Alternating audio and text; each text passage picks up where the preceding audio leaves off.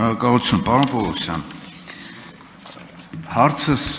վերաբերում է 2020 թվականի 44-օրյա պատերազմին, ինչու, որովհետև ես Հանրապետության գլխավոր դատախազին այդ հարցը տվեցի, այնպես էլ հարցի պատասխանը չստացա, հատկապես դատախազական վերահսկողության շրջանակներում ինչ է իրականացվել պատերազմի ժամանակ նախաքննական գործունեության նկատմամբ եւ ինչ է իրականացվել պատերազմից հետո։ Այս հարցս հիմա ձեզ եմ ուղղում, ինչ է արվել պատերազմի ժամանակ եւ պատերազմից հետո։ Քանի որ, ինչպես գիտեք, պատերազմում են ոչ միայն բանակները, այլ պատերազմում են պետությունները եւ պետության ռազմաքաղաքական ղեկավարության ճիշտ կառավարումից է կախված, թե ինչպիսի հաջողություն պետությունը կարող է ունենալ։ Քաղաքական ղեկավարության գործունեությունից է կախված, թե ինչպես սկսել պատերազմը, ինչ ինտենսիվությամբ պատերազմը վարել, ինչպես մոբիլիզացնել ամբողջ ժողովրդին եւ ինչ պայմաններում համաձայնել հաշտության, ինչպիսի դաշնակիցներ ձեռք բերել եւ ինչպիսի հարաբերություններ ունենալ։ Մեր ունեցած տեղեկությամբ քրեական գործերի մեծ մասը վերաբերում է բանակին։ Բանակները միայնակ չեն ղեկավարվում, դրա համար իմ հարցս ավելի կոնկրետ, քրեական գործի քանիսը կամ քանի տոկոսն են վերաբերվում բանակին եւ քանի տոկոսը ոչ միայն բանակին, այլ տարբեր ոլորտներին եւ տարբեր ոլորտների ղեկավարներից, հատկապես ռազմաքաղաքական ղեկավարությունից, որոնք են տարբեր քրեական գործերի շրջանակներում հարցաքննվել։ Սա այնպիսի հարց է, որ մտահոգում է մեր հանրությանը եւ կարծում եմ, որ 44-օրյա պատերազմի հնչեղությունը ոչ ավելի քիչ պակաս է, քան առօրյայում տարբեր ոլորտներում տեղի ունեցած խախտումները։ Շնորհակալություն։ Շնորհակալություն, պարոն Օհանյան։ Ես նշեմ, որ 44-օրյա պատերազմի ընթացքում մենք ունենք բազմաթիվ քրեական վարույթներ հարուցված տարբեր հանցատեսակներով, սկսած անփութություն, պաշտոնական լիազորություններն անցնել, պաշտոնական դիրքը չարաշահել, դասալքության, բազմաթիվ հրաման չկատարել, բազմաթիվ հանցատեսակներով վարույթներ ունենք հարուցված եւ այդ վարույթները մենք հիմնականում բաժանել ենք մի քանի ուղղությունների, այսինքն սկսած բարձրաստիճան սպաներից, ովքեր որ ղեկավարել են այդ հիմնական ուղղությունները, վերջացրած այն զինվորով, մենք յուրաքանչյուրի գործողությունները հետևանքի տեսանկյունից, վրահասման տեսանկյունից գնահատել ենք։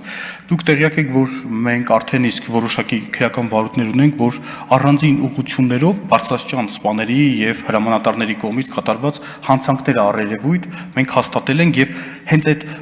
անգործությունը կամ գործողությունն է ըստ մեր գնահատման բերեր տվյալ ուղղությամբ ձախողման կամ հարցաղողական կամ պաշտպանողական ուղիղ մենք ունենք մեղադրանքներ, այս վերջերս նաև այս տարի մեղադրական եզրակացությամբ ուղարկեցինք նաև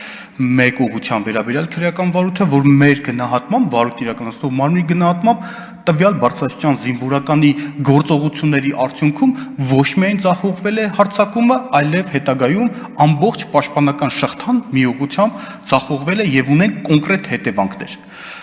Ես ուղղությամբ ունենք բավարար թվով ապացույցներ եւ եթե ձեզ ուղղակի sense գործի վերաբերյալ առանձին բանոյան չեմ կարող մանրամասներ տրամադրեմ, բայց մենք արդեն իսկ մեծամասնությամբ բարձած հանգամանքներ ունենք եւ ունենք առանձին ուղղություններ, մենք սա պետք է դիտարկենք համակարգային,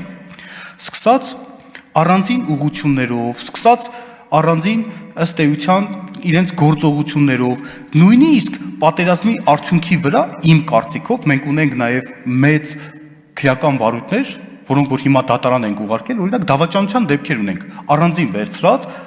պետական դավաճանության վերաբերյալ քրեական վարույթներ ունենք։ Հիմա մենք պետք է գնահատենք վերջնաարդյունքում, թե որքանով է պետական դավաճանությունը տվյալ անձի կողմից կատարած արարքը ազդել կոնկրետ ուղղության վրա հետևանքի առումով։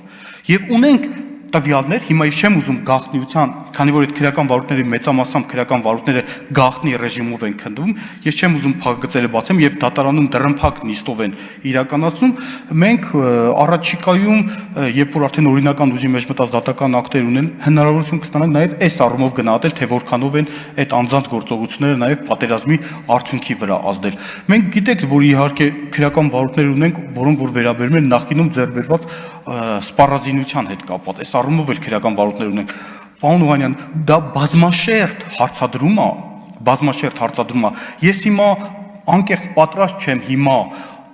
կոնկրետ ձեզ հստակ ասեմ, թե օրինակ այս հրամանատարի կներեք ժամանակը սպառվել է։ Արձագանք։ Շնորհակալություն, պարոն Պողոսյան։ Ես հասկանում եմ, որ դուք նոր եք այդ պաշտոնի նշանակված եւ կարող է ամբողջությամբ չտիրապետեք, բայց հաշվի առնելով ձեր փորձը նաեւ դատաիրավական համակարգում գործունեության, պետք է տիրապետեիք եւ նաեւ իմ հարցի էությունը կայանում է նրանում, բացի բանակից։ Մեր իշխանության բոլոր թևերը, օրենսդիրը, գործադիրը եւ նաեւ դատական իշխանության թևերը բոլորը պատասխանատու են պատերազմում իրենց արժեվ դրված խնդիրներն իրականացնելու համար։ Այդ տեսեք, դուք նորից ես հարցը տվեցի, բայց դուք նորից ասացիք, բարձրաստիճան սպաներ, ուղղություններ, զինվորներ, սպայից մինչև զինվոր։ Այս պետությունը ղեկավար ունի, թե չէ։ Այդ ղեկավարությունը իր դերակատարությունն ունեցել է, թե չէ։ Ռազմաքաղաքական որոշումների, բանակին թիկուն կանգնելու, մոբիլիզացիա անելու ի վերջո տեղի հրամանատարները ոչ մեկը մեղավոր չի, որ ինչ որ միտեղ մխրճում է եղել։ Մեղավորը այնա, որ ռազմական գործողությունների թատերաբեմը հասկանում է եւ պետքա տանի այդ ուղղությամբ համապատասխան ավարտում եմ, պարոն Ռուբինյան, համապատասխան այսպես միջոցներ ձեռնարկի։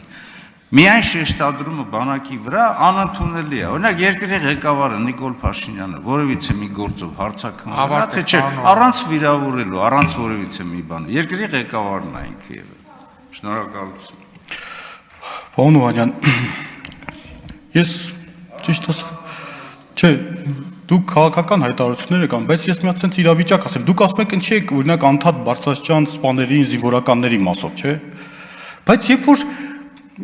գործի անունը չմատնանշեմ, սուբյեկտը չմատնանշեմ, պարոն Օհանյան, երբ որ օրինակ, չգիտեմ, ստրատեգիական ինչ-որ դիրքի եւ այլի հետ կապված ունես համապատասխան բավարար միջոցներ, սպառազինություն, անձնակազմի թվաքանակ, քեզ զգուշացնում են հրամանատարություն, որ այս դիրքը օրինակ չի կարելի զիջել, պետք է համալրվեն, հակառակ պայմաններում ստիպված ես լինելու օրինակ նահանջես, եւ դու չես անում ոչինչ։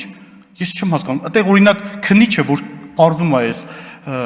այս գործողությունները, քնիչը ինչ պետք է գնահատի։ Այսինքն այդ ուղղությամբ հրամանատարի արարքին է, չէ՞ գնահատական։ Այսինքն այստեղ ունեցել ես բավարար թվով անձնակազմ, սպառազինություն, հետևանքները կանխատեսել են, քեզ ուղիղ ասել են, եւ դու քունն ես պնդել ու հետևանքը վրա է հասել։ Հաջորդը։ Երբ որ օրինակ, չգիտեմ, գործողությունների արդյունքում այս դիրքը ըստ էության չեն զբաղեցնում։ Հակառակն եմ ասում։ Հիմա ում արարքին պետք է գնահատական տանք։ Պարոն Օհանյան, դրա համար ես հիմա ասես դրվագային առանձին ասեցի, բայց գլոբալ առումով մենք վերլուծում ենք, թե նաև մյուս այլ գործոնները որքանով են նպաստել երկի վրա։ Այսքանը։